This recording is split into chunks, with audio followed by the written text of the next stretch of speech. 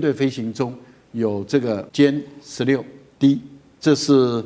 电战机，它可以扫除空中的障碍。然后有歼20，歼20它是踹门的一个空中堡垒，因为这个歼20它是双人座的，所以它搭配的就是攻击11或者攻击21，它可以更深入的进行战略性的打击。大陆宣布的神秘的新家伙曝光了，得是什么武器呢？等一下带观众朋友来看。另外，今天也会关心的是歼20，它带队的是隐形的僚机，再加上无人版的轰20也试飞了，震撼外界。等一下都会一起的来做关心。另外等一下也会特别关心习近平针对于火箭军的整治的进度。好，赶快来看到最新消息。11月11号这一天是大陆的空军成立76周年哦。那就在这个时候，我们看到大陆的官方典礼比这个更震撼的事情是，他们播出了这个宣传片，叫做《梦远》，正式的发布了。不过呢，这个当中有一个亮点，就是里面出现了一句“新家伙”。这个新家伙一出来，就引爆了中国全网的高度关注。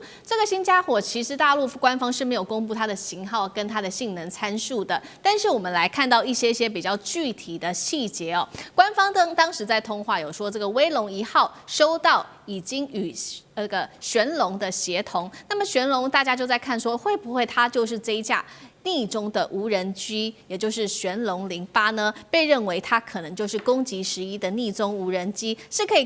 和歼20一起来协同作战的，也代表说是不是解放军空军正在加速打造，包括了有人配上无人一起协同作战的一个体系。张健老师怎么看这个？首先，新家伙是指的是谁？是攻击无人机还是其他的武器？歼20搭配的这个攻击11是中国已经抢先美国完成整个中程僚机的系统吗？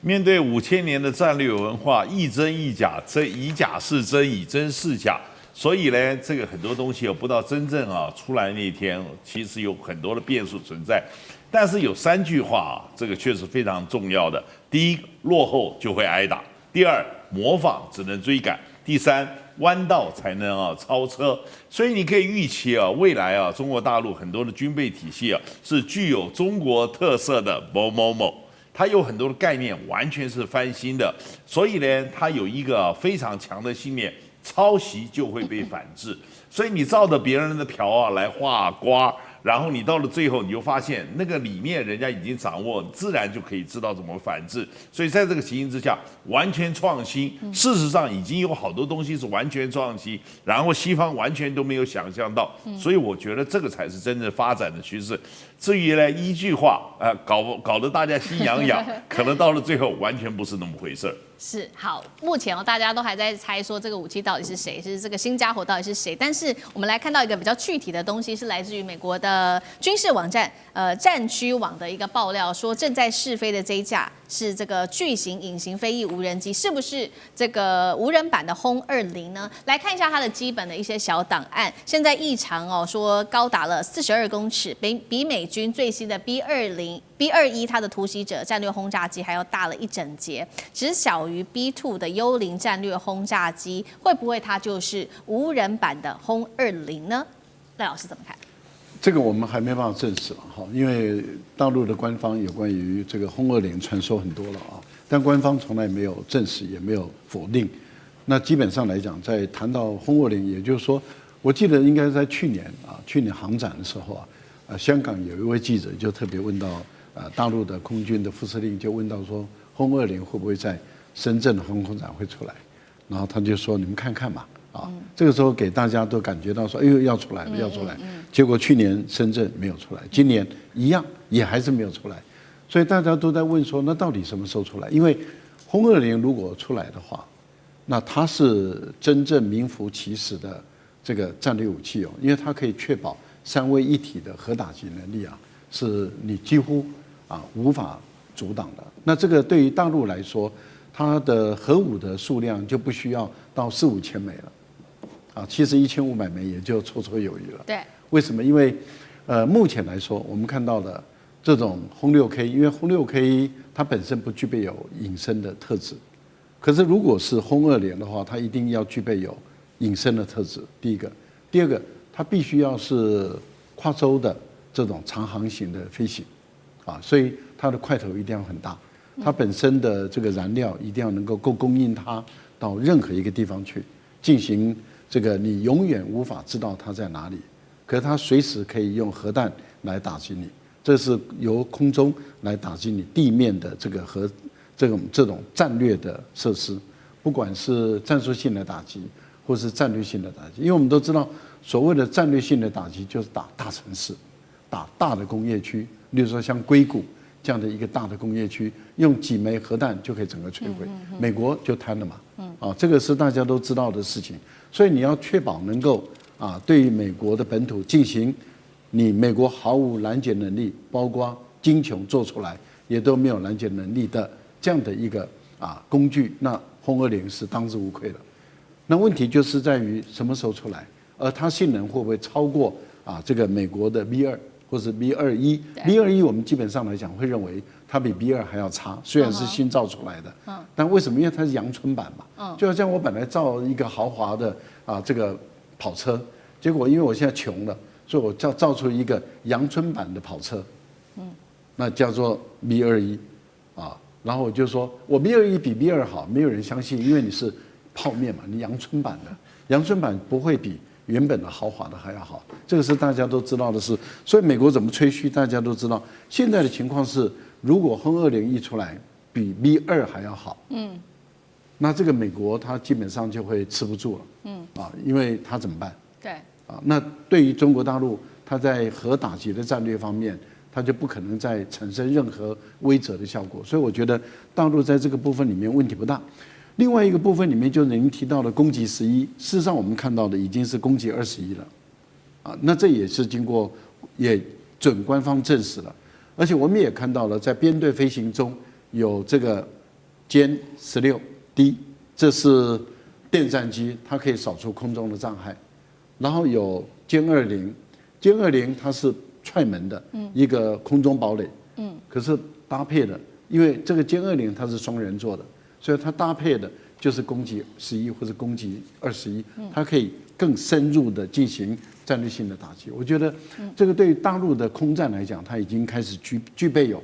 跟美国较量的局部的优势，这个对美国压力是很大的。中国的6代机歼36的第2架原型机在近期现身了，那与之前的第1架原型机相比，它有一些明显的改动，包括在尾翼的引擎、排气口啦，还有机头的这个进气道也有一些变化。那原本类似这个 F-22的方形垂直的 DSI 进气道呢，现在变化成水平的进气道，起落架也重新设计那种种的变动呢，就有军事迷说这是不是意味着歼36的作战距离又在提升了吗？刚好我们今天现场有专家过去是这个空军专长的张教授，以内行人来看，我们歼36这一次第2架原型机这样的改动，是不是它的战术定位要做一些变化？我认为它是做了一个3大优化，第一个最大的优化就是它优化了它的逆中性能。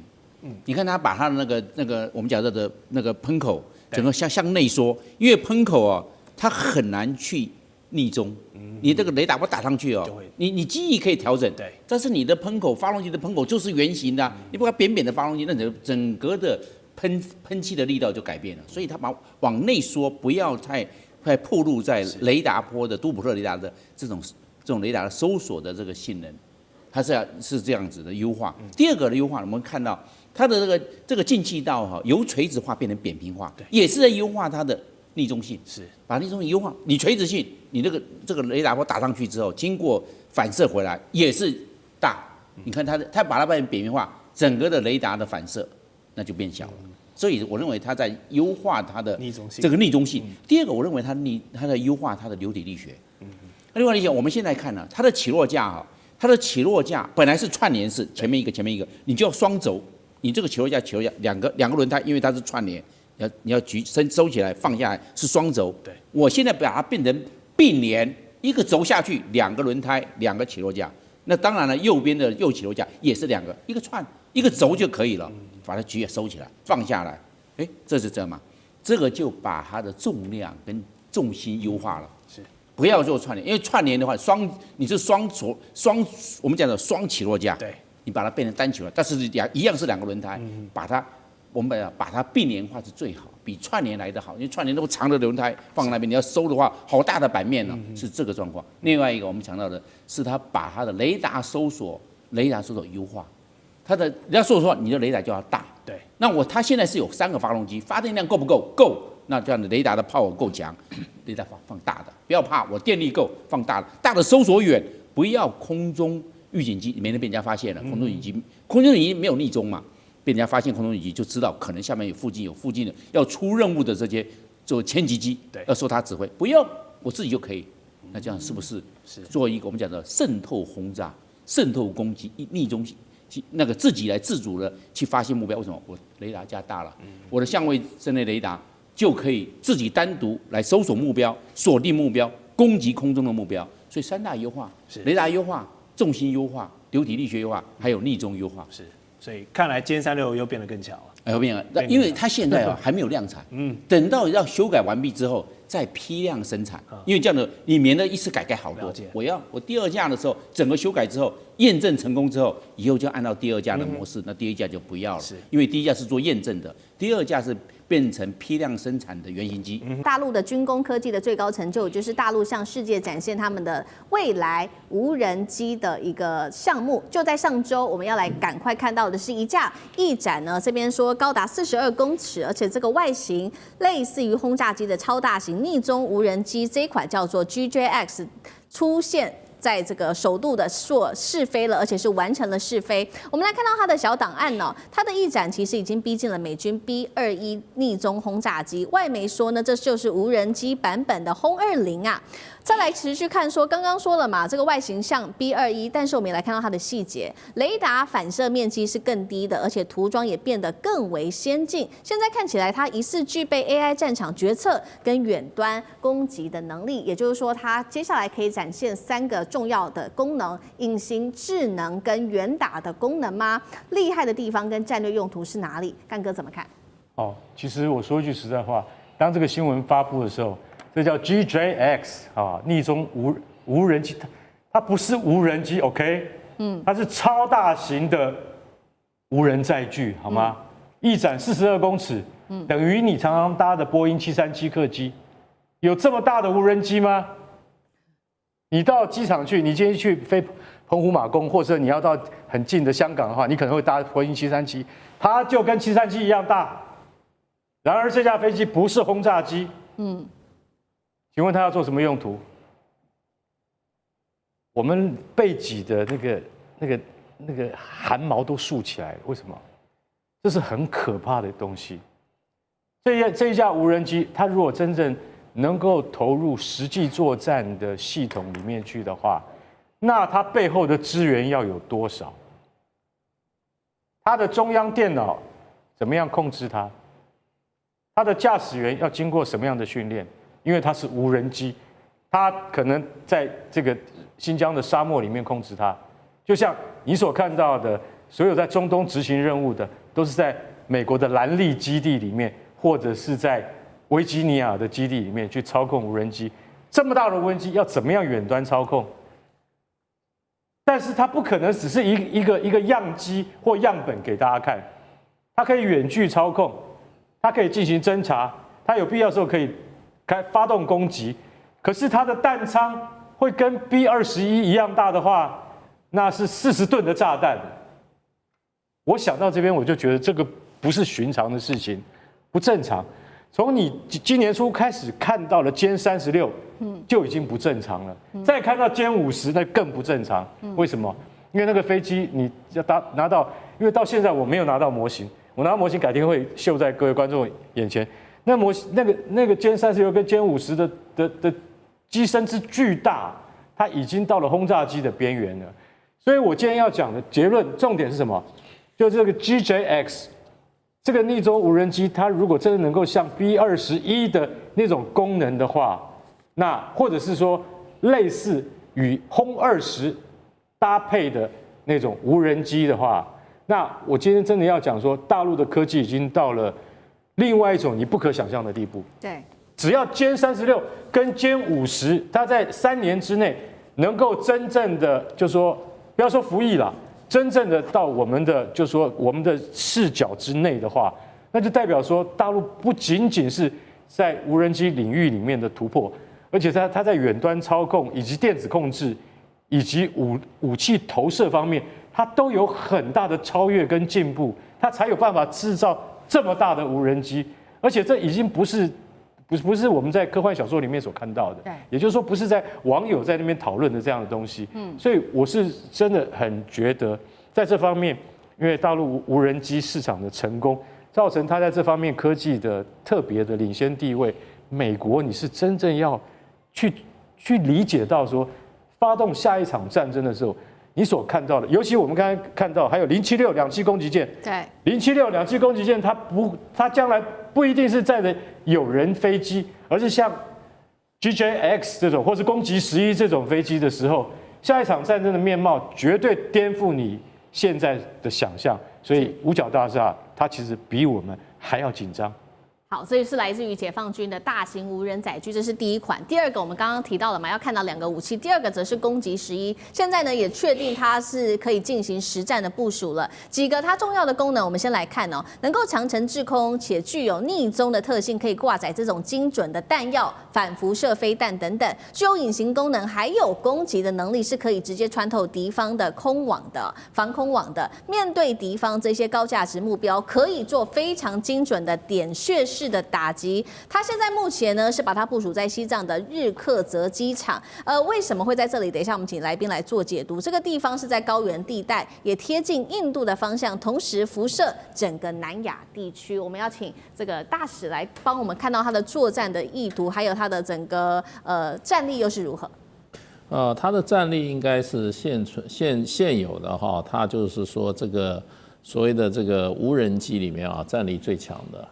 第一个，它是属于隐身无人攻击机，它有隐身性。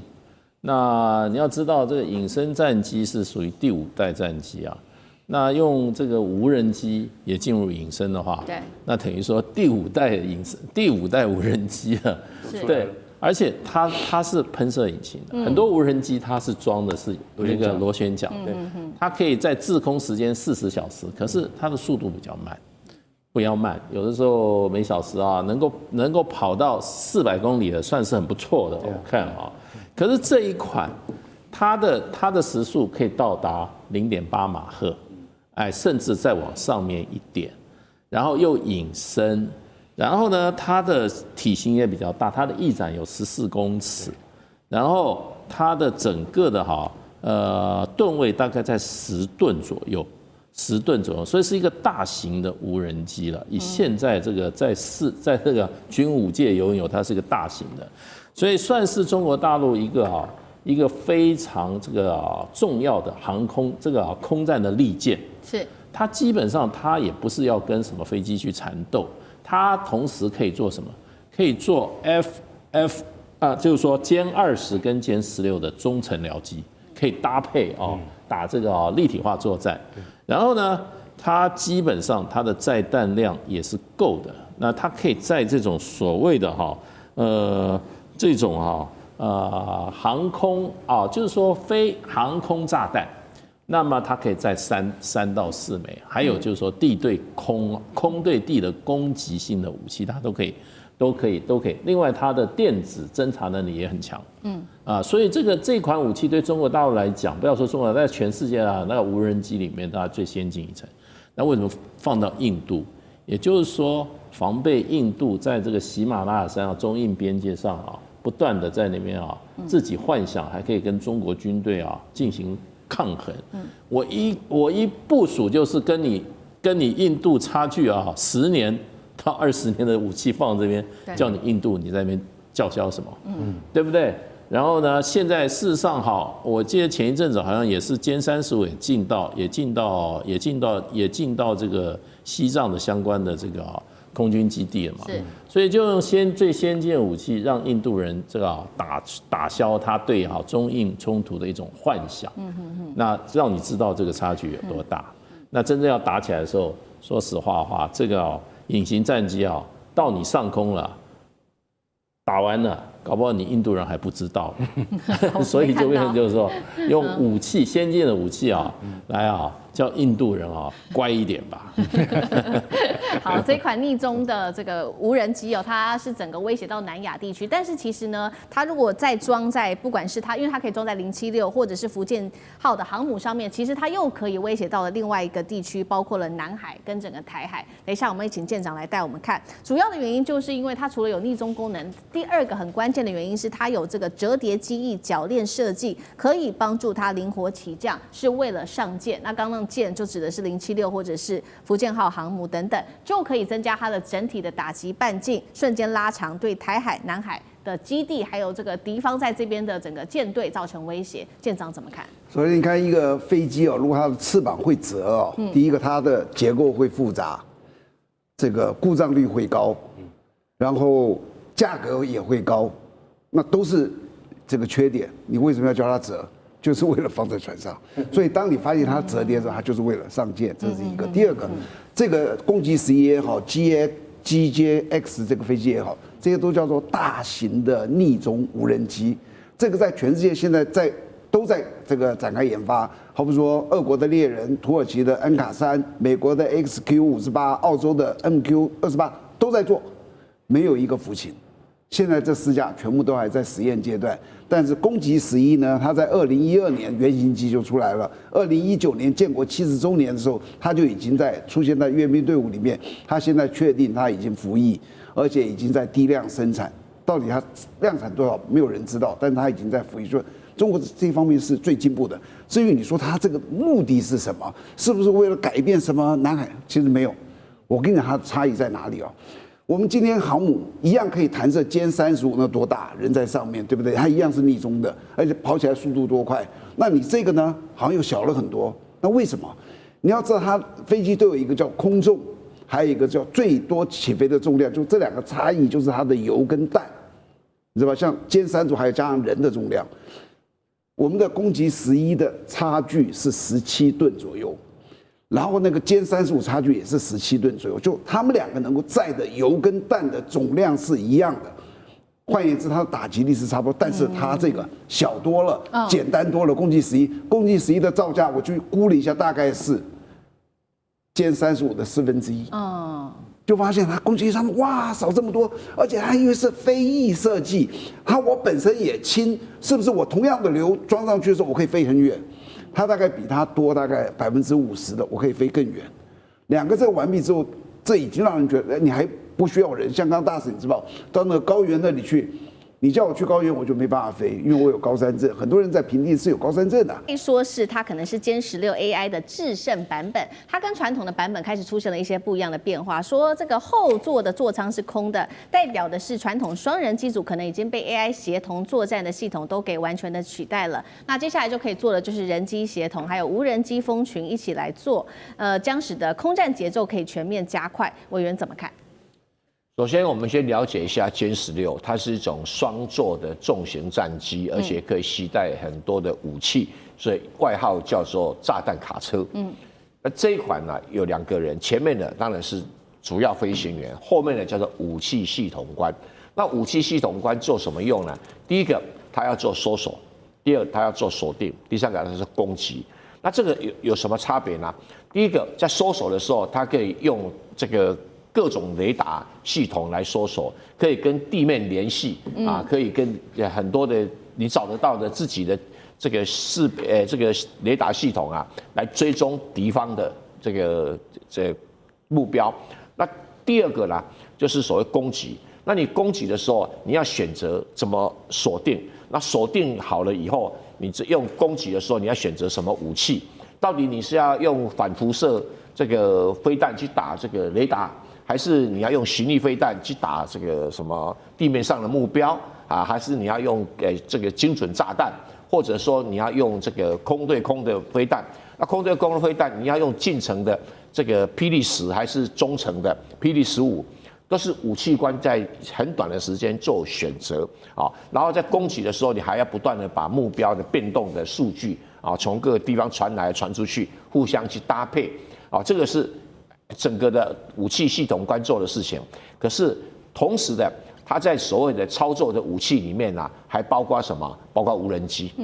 无人机跟它可能同时在进行，而且它能够做敌我识别，不要打到自己哈。所以敌我识别系统通通在这个所谓的武器系统观的控制范围里面。那当然，真的要攻击的时候，也是由那个前座的飞行员下令了，可是他先准备好。那现在已经进展到一定程度，就是歼16这个后面的武器系统观有局部的功能，已经能用 AI 系统来承担这个任务，所以比较轻的任务不是太重的任务，比较轻的任务啦，基本上就可以由 AI 系统来取代了。但是如果真的很繁重的、很激烈的作战，可能还要武器系统官亲自上场。这个就是两个的差别。但我们知道，终有一天这个武器系统会取代武器系统官，这可能性是会出现。那现在中国大陆已经进展到这个程度了哈。对。那美国还没进展到这个程度，美国还没有哈，没有。那以目前被这个找到的资料呢，那它的确是已经面板都换成那种所谓的 AI 系统在运作的面板了。那就表示说，它真的已经实验过好几次，才飞出去恐吓一下加拿大的军机。好，我们刚刚看到的是大陆这个空中战力歼16的这个升级哦。那另外一方面，我们也要来看到它的海上力量同样有在做升级，这是来自于央视官宣的最新消息曝光。我们赶快来看到这一架，它是最新的隐身攻击无人机攻击21正式的部署在福建号的航母上面了，代表大陆的海军正式的迈向无人化的舰载战力时代。未来甲板上大家很期待是2架，包括了刚刚提到的攻击21这个是无人的嘛，那再加上歼35隐形战机，大家就在看说它是否可以一起同时出击。那如果未来组成了所谓的空中刺客，再加上歼15T 还有空警600在后方支援，美军挡得住吗？厉将军怎么看？我们都知道，在俄乌战争之中，我们发现了无人机已经改变了陆上作战的一个格局哈。那海上无人机来讲的话，也势必会改变海上海战的一个格局。那为什么我们这样讲呢？比如说，我们以这次攻击21来看的话，它是这个福建号跟076的舰载机，你看它的这种作战半径就高达1500公里。另外第二个来讲的话，它因为体积比较小，它翅膀又可以折叠起来，所以它在这个比有人机来讲，它可以携带的量更多哈。那1500公里的作战半径，那你就知道什么意思，就是整个航母战斗群的防护网就可以到1500公里。那如果说是在平时的时候，它这个飞行时间有6个钟头，它可以在这边这个整个来讲实施巡逻跟侦察哈，收集相关的情报，这是平常时候。如果说作战的时候，一旦发生有战情的话，它可以率先攻击，因为它是无人的嘛，所以就没有这个飞行员损失的问题。那第二个来讲的话，我们看如果作战的时候，它当然可以跟歼35搭配担任 A 射 B 导的角色，它可以先其前出攻击。那另外来讲的话，这个攻击21它有2个弹仓，总共可以携带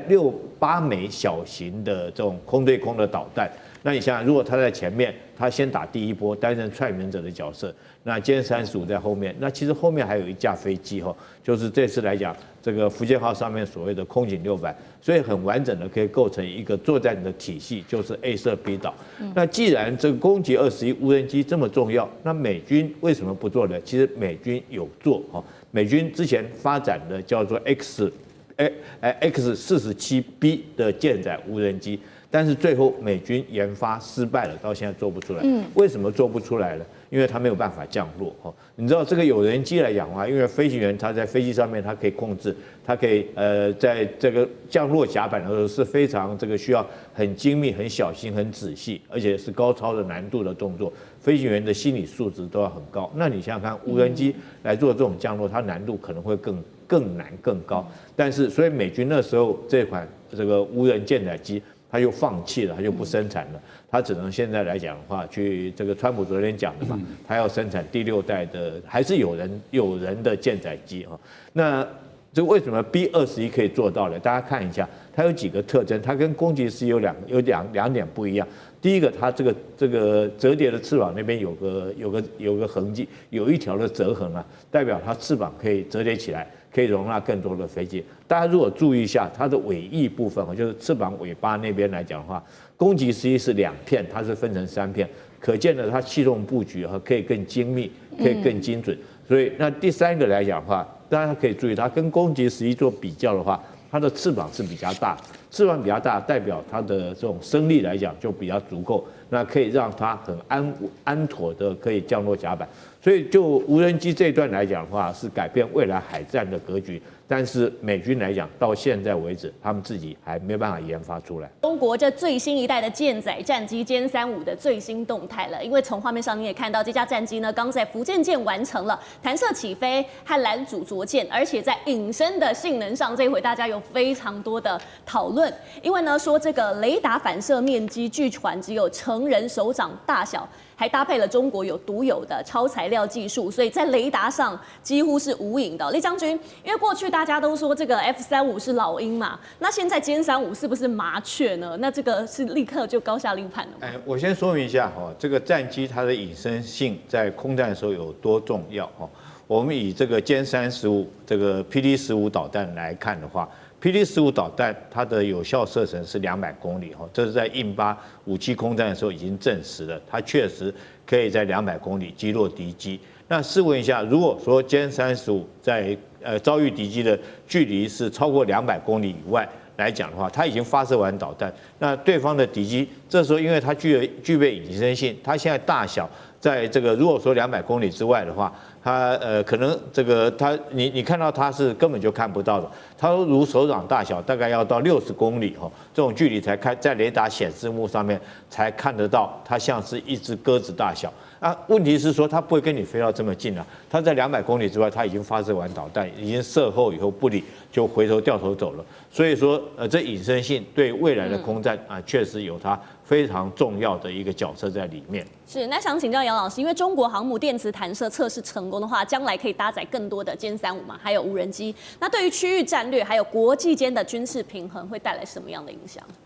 现在它已经进入到3航母时代，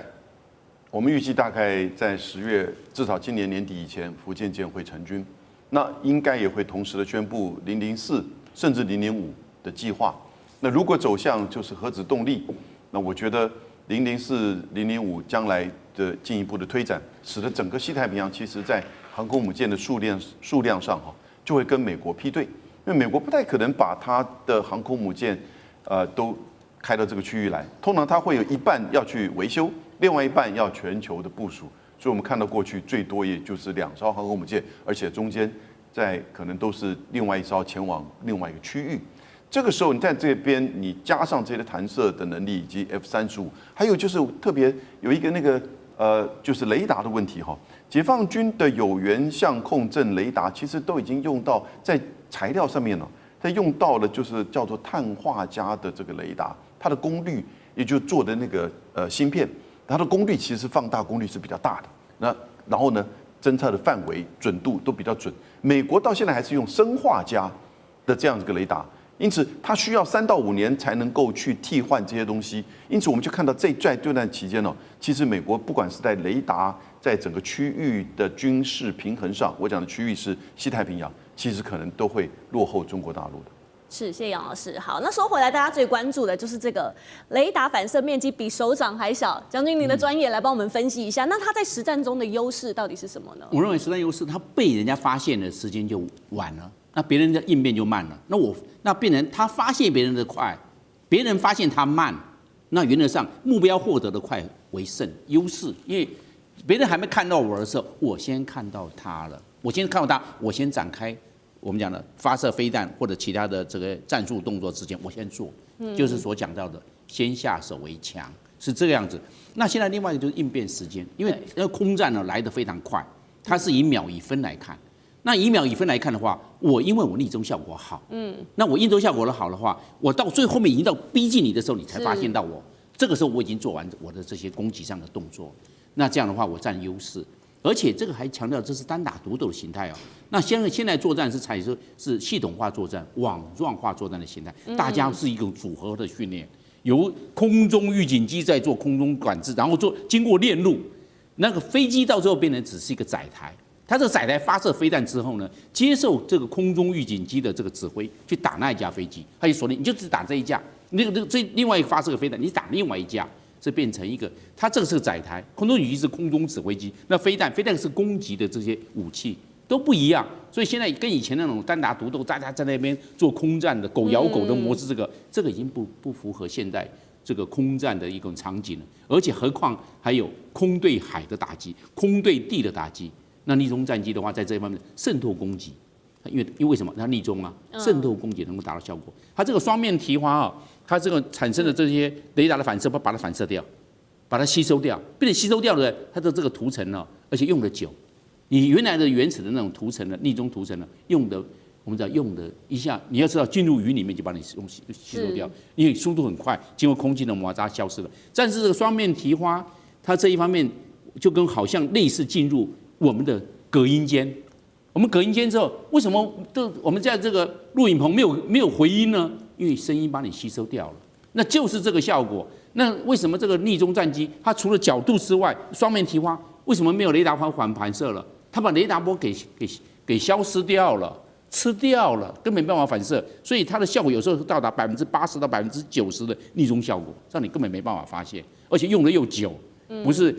不会受那个云层还有雨啊那个水啊把你洗掉，因为速度很快啊，你看一下速度很快，经过云跟雨啊一洗掉，你又要有了。但双面提花它不会，它的涂层会用的比较久，所以在作战效益上，在成本上面来看，它是占了一些便宜。是好，刚刚将军提到这个双面提花结构，它是科学家从3000年前的这个丝绸之法当中的灵感。然后大家都说它的涂层真的很耐操，那真的这么神吗？因为有人形容说它隐身效果可以碾压这个 F-22。那这个 F-22是美国空军所使用的。那现在经过双面提花，最重要的这个角度 ，F-22也是角度，再加上涂层，所以你注意看呢，它那个角度都是怪形怪状，没有很流体力学。那为什么？因为就是为了逆中，加上涂层，但是经过双面提花，你要注意到它的表面，你这样看不出来。你静静的看，因为雷达波，它那个我们知道这个杜普勒雷达的波，那个不是那个我们知道都是拿毫米、微米在那边看的那种，几兆微米这么看的。所以它上面表面啊粗糙你还看不出来，你以为它飞机的表面是一体成型，其实双面提花你要拿着放大镜去看，里面原来上有些粗糙的东西的。那这粗糙的东西就是把这个雷达的反射波给散射掉跟吸收掉，是这个样子。那将来的话，这种打仗啊，这种尤其在空战啊，那就是让雷达看不到，因为雷达就是眼睛，让眼睛看不到，那对方就发现不了目标，就没有办法产生攻击。所以要知道这个逆中的战机以后，为什么讲第5代一定要逆中？如果你没有逆中，那就是第4代了嘛。第5代以上一定要逆中啊。所以看现在的这些飞机的设计，跟以前的那种传统的流线型截然不同。是，最后要来看到这个军事焦点是包括呢，福建舰已经试射了这个歼15T、歼35，还有空警600。那076型的四川舰的电磁弹射也快要进行海试了。想请教将军，四川舰可以弹射歼35加无人机的话，这会怎么样改变解放军那未来在海上的这个作战方式呢？我认为就像是个多元化的运用，因为你看多，我这个飞机啊。我这个航空母舰呢，可以用弹射很多的飞机，包含空警600、歼15T 或歼35，或者是无人机，我很多。我针对我的任务的性质，我来配比。我这一趟任务我要歼35要多一点，要逆中。我这一趟任务的话是对海打击，我可能要歼15T，因为它载弹量大，它可以。我这一个东西问题是它需要长留空、长航程，那我派无人机，而且风险很高，那我派无人机吧。针对你的任务来搭配，这个配比是多少？这个占30%，这个占60%，这个占10%，还是这个占50%，这个占20%，这个占20%。按照你任务来配比，就很有弹性。如果没有，你大概就只能弹射这种飞机。你任何任务，对空任务也是它，对海任务也是它，晚上夜间打击也是它，你就是没有这方面的弹性的调整。那弹性调整的话，你所能够发挥的作战效益就相对压缩，相对受限。可不可以达成？可以，但是问题是。你要派更多的兵力，因为你没有弹性了。那你可以针对任务弹性，你今天出的是什么任务，派什么的多。我今天出的任务是风险很高，我上面无人机就要多。那无人机多，因为我风险大嘛，我要为了保持我的安全嘛。那今天的任务是完全制空，降空有空优。那我的这些派这些我们讲的歼15T 或歼35比较多一点，因为这个完全空通掌握，这个海上跟空中的都已经扩清空域了。这个可以派这些战机进行这些打击的任务，或战场主角，或者是密接支援作战，都可以这是看任务特性。所以我们讲的筹码多了，弹性多了，你在用兵这一方面呢，就可以有更高的成功公算。这一次的川习会呢，虽然这个习近平跟川普的谈判框架没有什么劲爆之举，但是呢，川普特地在见他之前呢，在俄罗斯还有中国的核武呢，特别发了一个这个话，说呢，因为因应俄中的核武威胁，它只是美国的战争部要立即以对等的方式我们要重新展开核武的测试，就是把当年冷战玩过的戏法再重新拿来玩一遍。哇，到了2025年都还可以继续玩，也是蛮厉害的。那核武对现代战争的震慑力究竟还有多少啊？相信大家应该是可能只有比较年长一辈的人才有感觉啊。毕竟当年1945年那2颗投放在日本广岛跟长崎的原子弹真的是人类不能忘记的一个历史伤痛。但是现在美国要重新展开了这个核武的测试，会激化美中俄这3方新一轮的核武，我们说这个军备竞赛嘛，杨老师。我想川普感受到日本跟韩国对于现在所谓的后美国秩序，美国的军力逐渐的从西太平洋开始做战术收缩了之后呢，他们担心的核子保护伞或者是美军对他们的保护安全的问题，所以日本这边会去要求提升美日安保，就是要美国的核子保护伞持续的有效。韩国这边其实严格而言，美国对韩国没有核子保护伞的承诺，可是呢，韩国就要求要核同盟，因此呢，比照 AUKUS 去建立核潜舰。川普一方面答应韩国要做核潜舰，另外一方面他又说我们来重新做核试爆。我觉得他都在放大化，都在他不了解实际的情势。韩国要做核潜舰这个事情不是普通这个能够去处理的，要一段时间去考虑。至于核试爆，我跟各位报告，1963年的部分禁止核试爆条约是美国、苏联、现在俄罗斯都是这个签署而且批准。后来到1996年有一个全面禁止核试爆条约，那是全世界大部分国家都签署批准，但美国、中国、俄罗斯签署没有批准。可是事实上，绝大部分的核试爆都是在冷战时期。那个1963年呢是禁止在大气、太空还有这个水面，因此后来在做的1963年之后呢，大概都是在地下。那可是1996年之后呢，大概就只有印度跟巴基斯坦1998年做了1次，然后呢，北韩是在2006年到2017年做了6次。除此之外，任何国家都没有在做核试爆。有的是什么呢？电脑模拟试爆，这个是有。然后呢，有核演习。核演习并不是来丢核原子弹哦，核演习是在做这种陆海空的战略投射这个载具，然后呢核演习。所以，比如说空基、地基、这个海基的潜舰，或者是飞弹，或者是这个战略轰炸机，它的出动然后演习，这个在2个礼拜之前，俄罗斯有做过这个核演习。所以，川普大概讲的是核演习，因为你现在美国如果做核试爆那完了，那全世界都来开始在发展核子武器，所以现在这个他不了解这个情况，他讲这个核试爆最多也只不过是电脑演习，因为美国在1992年之后连电脑演习都不做了，因为这个已经是相当成熟的核子弹头，美国大概有5000颗，俄罗斯大概5500颗，中国大陆大概是600到1000颗。可是呢，这边就显现出什么？在现在的这种中美的这种相互竞争对抗的过程当中其实后美国秩序就显现出安全的问题、核武的问题又浮现，变成大国对抗的一个主轴。所以中美俄3方的这种核武核主逻辑又浮到台面上来。美国是希望加强在这方面的展现跟他的能力，这是川普在讲的。但我们从台湾看到什么问题呢？当中美2国以核武核主为主轴的这种大国对抗的时候呢，其实就有一个很重要的一个主轴是什么东西呢？核武大国之间不会直接发生传统的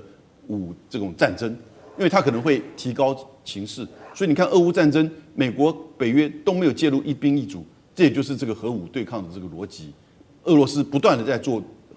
核演习，这也就是这样提醒美国跟北约，你不要进来，你进来就可能会是马上提高变成核子这个战争。所以台湾这边呢，对于所谓的美国军力来源呢，或者是两岸的这个冲突的问题啊，要更加的谨慎。是，确实如果这些大国都重新回去发展核武，我相信这是所有人类都不愿意乐见的情况。但是我们还是要讲一些实际面，像是《纽约时报》就报道，其实中国呢在近年共进行过了45次的这个核试验，那在数量上呢是比美俄过去做过数百次的试验是少很多的，并且中方从1996年以来呢，一直通过不会引爆核爆炸的这个亚临界核试验来对弹头进行测试。好，这么做的目的是什么？还有我们刚刚提到，如果真的走向很极端了，好，世界又回到当时的冷战时期，强国们互相用核武来做牵制，去跑这个核竞赛的话，那么这一回合，中国人有没有超车美国跟俄罗斯的机会？将军？这个世界到现在为止，总共有2000多次的核试爆哈，那美国是最多的1000多次，而且它都在南太平洋那些岛国中间实施这核试爆哈，所以对南太平洋岛国造成很大的一个伤害，不管是核污染，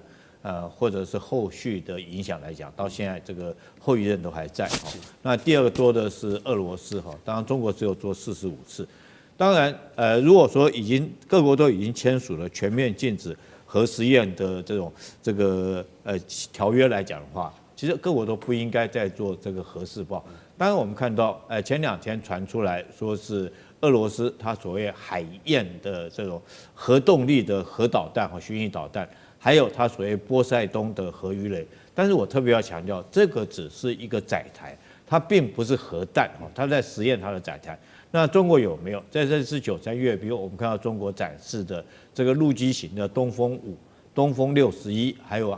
海射型、潜射型的这种巨浪3哈，还有空射型的惊雷，那这些都是只是载台而已，因为它可以，如果说当然它是洲际导弹了哈，那如果说是装上一般的传统弹药弹头来讲的话，它只是一般的导弹，它不是核弹哈，当然它也可以装上核子弹头。但是美国这次确实，如果说他真的做核试爆的话，那就重新打开了潘朵拉的盒子。那全世界势必又会，尤其是中俄美3国，当然为了求自己的自保，会在这方面加强核试爆。由于以现在的技术来讲的话，会不会有新型的这个核弹的威胁？那威力比以往来讲的话要更大啊！就像我们讲原子弹到核子弹，那最后甚至于到氢弹，每一种武器它的威力会更大。所以我觉得美国川普如果这次他将这个潘朵拉盒子打开，那就中国立场来讲的话，他基于自己国家的威慑能力，基于自己的自保，我相信中国在这方面一定会摆出强硬的态度。在这方面来讲的话，那中国当然会重启罗布泊的核试验场，也遂行这个核试爆的实验。不然的话，这个，当然所谓试爆不见得就一定要做了。我想美国如果说是即使悬崖勒马不做来讲的话，中国应该也不会做。但如果美国要做这个核试爆的话，我想说是中国跟俄罗斯也会做相关的动作。加拿大的这一次的军机又再次的闯入这个东海了。我们来看到中国大陆解放军这次有哪一个反制的方法？这又是这一架大家所熟悉的加拿大皇家空军 CP-140极光海上巡逻机。我们看到了这一次又出来了，打着是监视北韩走私的这个旗号，悍然的闯入了东海的空域。他说这个执行的叫做霓虹行动，要监视北韩的走私，接着就逼近了大陆的防空识别区，甚至一度是压到了钓鱼台最东端的无人岛的上空。这个时候，大陆赶快紧急出动了它的苏30的战机，伴飞30分钟，但是仍然看到这个加拿大它的飞机、它的军机仍然是不愿意撤离的。于是最后我们看到大陆是出动了它的歼16战机，并且在上面挂载了包括霹雳15跟霹雳10的导弹。近距离的来做拦截，双方当时根据了解，最近的时候只有60公尺的距离，这是中方的这个底线的一个宣示。因为我们看到，其实加拿大做这样子的动作，早就已经不是第一次了。过去在这几年都可以看到，它不断的在测底线哦。我们先来看到这几年，2022年的时候，当时一架同样又是 CP-140进入到中国大陆的东海，中国的东海的上空，被歼十近距离半飞之后驱离，双方当时甚至距离不到5公尺。2023年，同样他又打着监视北韩船只的名号来接近，被歼16挂实弹给逼退。去年2024年的时候，5月，他更是军机抵近了南海这边，说要做侦查，被解放军以警告弹道来做锁定。所以节目一开始特别来请教赖老师怎么看加拿大这一次说是带美来探路的行为，好像看起来越来越频繁了。那么接下来这样子的一个抵近侦查，是对于解放军来说进行情报的刺探吗？还是他不断的在讲述这个中国威胁论的理论？老师怎么看？我觉得在渲染中国威胁论的成效比较大，然后情报收集的效果比较低，因为他知道解放军的雷达一定可以看到他，解放军的战机也一定会去把它驱离啊。但是他明明知道解放军都会来，而且都看得到他，那他为什么还要来？那这个就是预期你一定会来嘛，所以我就故意让你来，来了以后我就可以渲染制造，因为美国人。我觉得背后的一个引武者都是美国了，基本上加拿大不是一个咖了啊，但是加拿大会这样做，五眼联盟的国家都要这样做，那是美国的要求，那就有一个目的，这个目的就是我先制造中国威胁这样一个概念，我先制造出来，接着我开始渲染，接着我就再透过这种摩擦说，你看这个就是事实，然后接着就让中国周边的国家。都有这种不安全感，因为中国的块头越来越大嘛，14亿人口的中国大陆，